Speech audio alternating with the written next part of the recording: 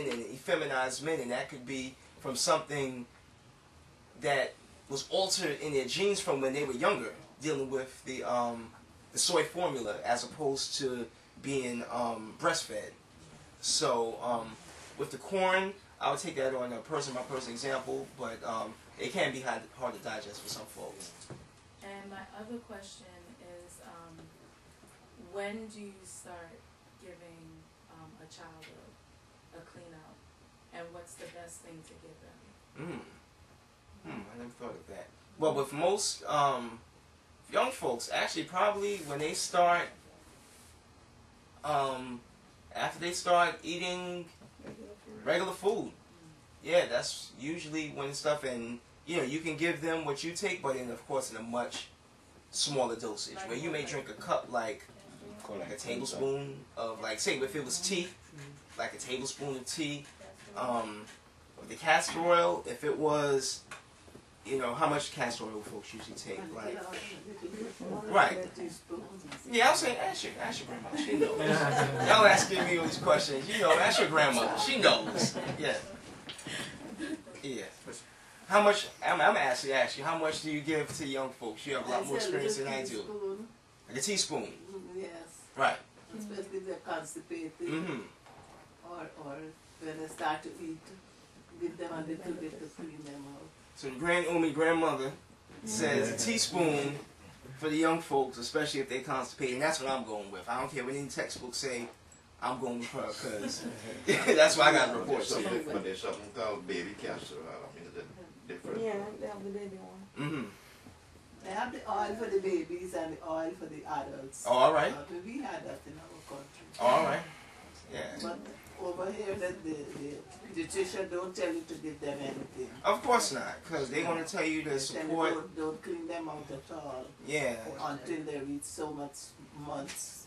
You know. Right. To prevent them from cleaning out your kids. Well, we know that they're backwards because you have all these different illnesses and all these multi-named diseases and medication, and they're not curing anything. And folks say when they were, you know, back home when they was younger, folks didn't get sick. If folks had sick, you would go out in the yard, go out to the bush, chop some tree, chop some bush, and boil it up, put it in the bath water, wrap you up in it, put a blanket on you, you shiver, have the fever, and wake up and be fine the next day. Quick story. Did some traveling. And, you know, met a brother from, I think he was from Ghana. This was here in this landmass. And he was saying back home he was from Ghana.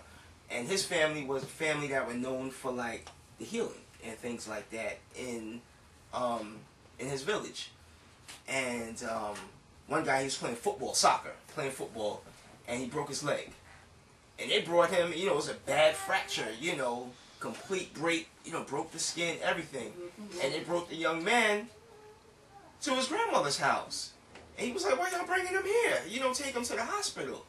And they were like, no, you know, this is what we do. They was like, no, take him to the hospital. He gonna lose his leg. You know, he was like 14, 15 at the time. They were like, boy, you know, be quiet, sit down and watch. So there was some tree that grew in the backyard. They went, got that tree, boiled it up, you know, boiled the leaf, wrapped it on his leg. Every day they came and, you know, they pressed it on his leg and did massage. And according to him, he said that guy was on his feet and running in less than a month. That's what they call it. The noni tree, the noni bush. The noni. That leaf. The healer. It might have been that. And so these are some of the arts that we wanted, the arts and sciences that we want to maintain, because how long it take, you know, these folks, they'll wrap your arm up, put it in a hard cast, and it takes 3 or 4 months to heal, and you take the cast off, and you got the skinny arm and the big arm and all of that, where back in a month, you know. And so I'm like, I want to learn that. But I'm sure there's stuff right here, maybe even in the backyard, that can do the same thing. Because if we send it from there here, it probably wouldn't work, because it has to be fresh, right off the tree. You can't dry it and bring it here and reboil it. It won't work, probably, you know. So these are some of the things that we're working to bring back and, you know, have folks get stay into, because for me it's fun also. You know, in a way it's fun, and to you know, watch these things work, and it just shows the power of our Creator also. You know, man always think he can outdo God. And that's never going to be. You know, there's no pill that's created in a factory somewhere that's ever going to outdo some plant. Because that pill is based on that plant anyway, on that herb anyway. And did you have one more question? Did you have one more question? I actually had lumped it into one, All right. so it was 2. Thank you. I'm sorry. This young lady, she had a question. Oh, well, it was about the colon cleansing. Mm-hmm. What was it? Because they have things you can buy. Mm-hmm. You know, the colon cleanse.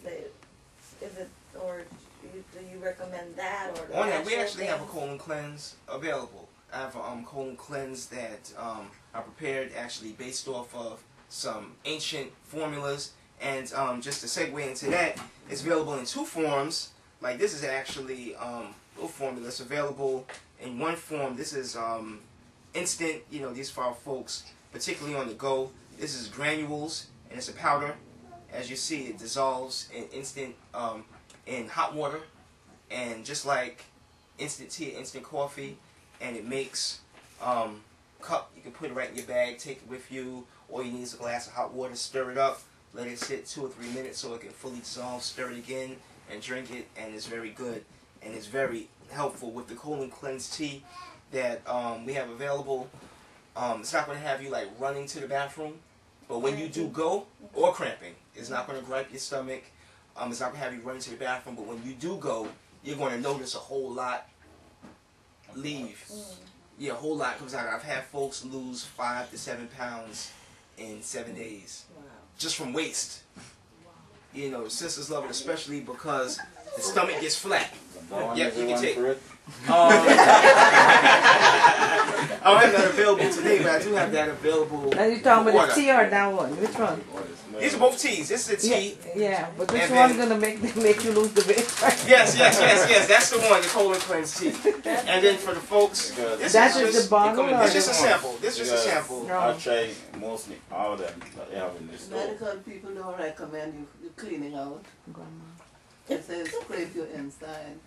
Nah, they don't know. They're going against the long time that we've been on this planet. Everyone cleans out. Like I say, they're not wiser than you. It's the medical, like I said, we go to them. The main thing with medical doctors that I feel the most benefit is in emergency situations and for their tests. You know, the MRIs, all the different things that can look through your whole body.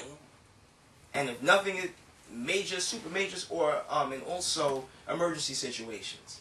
Like, you know, we don't really have, I don't know of any bone setters here. So if someone break a bone, don't bring them to me. I don't have those skills quite as yet. I'm learning, I hope to learn them soon.